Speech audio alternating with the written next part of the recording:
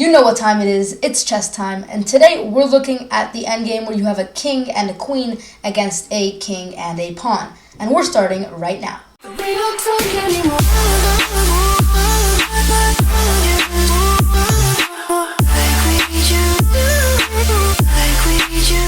Usually when you imagine a position where you have a queen and your opponent only has a pawn, you probably imagine a win. But as everything else in chess, there are always special cases, and today we're going to be looking at normal cases, but also those special cases that you need to watch out for. So let's go and start off with this on the screen, the board on the screen right now. And every board that I'll show you, you will be playing as white, and you will be, having the move currently. So it is white to move, and the best move, hopefully you saw it. It's pretty simple. You just go ahead and put your queen here. Notice when you put your queen here, you make this little border that the king can, not get to. So the king just kind of has to stay here.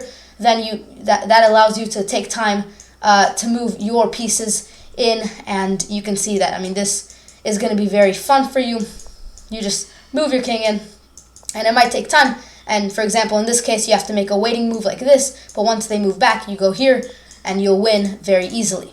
Similar idea in this case, only this time the pawn is a little bit, closer to promote. But again, you move the queen here, makes a little bit of a border. This time it's smaller because obviously it's in the corner of the board, but there is still that border. So the king, just kind of has to wait around. You can go ahead and move your king over, and similar to last time, this will be quite an easy win for you. Notice that a king can never stop another king from coming over.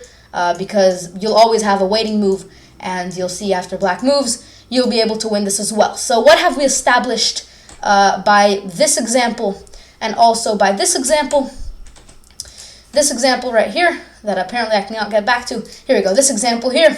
Well, we've established a very important rule, which is if a queen manages to get in front of a pawn, and the king obviously has no way to capture the queen, then you've won, okay? And why? Well, let's see. If the queen goes in front of the pawn, then notice what you've done. You've stopped this pawn from ever, pushing forward. And also, kind of like I mentioned, you've made this border, so the king never has hopes of capturing the queen. So the king can never stop the queen, the pawn can never exceed, and so it's just becoming a waiting game while you move your king over and capture the pawn. And again, right here, same idea. Notice that the king, isn't here and can capture it. So it has to be a safe square for the queen, but as long as it is indeed a safe square, then the queen can travel there, stop the pawn from ever being pushed forward, and like I mentioned, the king has no hope in, capturing the queen. And you just move your king over. Let's look at a more tricky situation. Let's look at this situation here. The king has just simply moved closer to the pawn from the last situation. And what has changed? Well, obviously you can't go here, as the king can grab it. So you have to make sure that if you're going in front of the pawn, it's a safe square and the king's, somewhere far. And so what will happen? Well, it will be a draw. Okay, there are a couple of tricky situations that I'll show you that black needs to know to be able to actually make this a draw. But most times it will be a draw.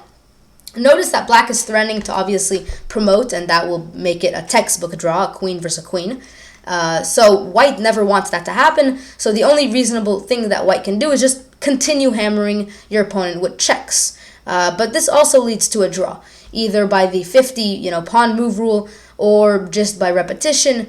It will be a draw. Okay, so for example, here's one example of repetition.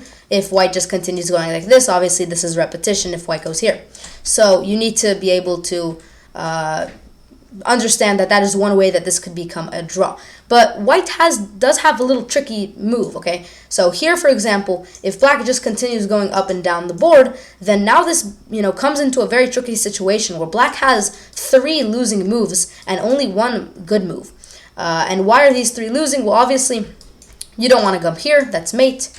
You don't want to go here because of this idea, and once the king moves out of the way, this wins the pawn, and this will obviously, once the king moves, this wins the pawn, and this will be a winning position. and same thing with the other move. Okay, so black has to make sure to go here, and you might be thinking, well, that's a lot of things to remember as black. Don't go here, don't go here, don't go here, and this is only one situation. Well, here's a good little rule of thumb. As black, never block your pawn from promoting.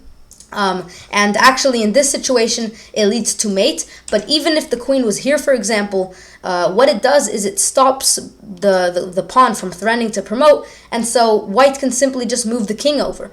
And if white just moves the king over, then this could become the other position where, let's say the king is here. White can take the pawn and win the game. So if with the help of the king, white will always win. So you definitely don't want to allow the king to be comfortably pushed towards your pawn. Okay, so never go here, and similarly, don't go behind the pawn for a similar reason. This time it won't be mate, but once again, if the queen goes here, then once the king moves, you allow the queen to get in front of the pawn, and now the king will be able to march forward. So that's obviously also losing. So just watch out for that. And then one great move is always that you can play for the most part is in front of the pawn, but kind of where the pawn can capture it, okay? So think about the pawn, it can capture obviously in this square. So the king here is pretty safe. So you always, are pretty safe off putting your king on the diagonal in front of the pawn. So that is one situation. Let's move on to here, for example, where instead of being on the H or the A file, once again, H and A are the same. So I showed everything on the H file, but if you get it on the A file, same thing. So now we're going to be looking at these files. And once again, I'll show it on the F file, but the C file works the same way. Okay, because this is a little different, okay? No longer is there as many threats of mate. So this is, it is different. Okay, this, by the way, is also a draw. Okay, so H files we've established as a draw. Obviously, that means A file is a draw. C file and F file, I'm about to show you, are also drawn.